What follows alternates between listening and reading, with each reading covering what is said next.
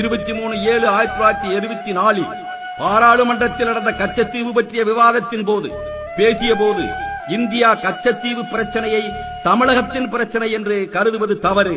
அது எதிர்காலத்தில் இந்தியாவின் பாதுகாப்பிற்கும் இறையாண்மைக்கும் பெரும் சவாலாக இருக்கும் என்றும் அந்த இடம் இந்திய மீனவர்களுக்கு எதிரான சித்திரவதை போராக மாறும், டார்ச்சர் வார் என்று மிக தெளிவாக கூறியிருந்தார்.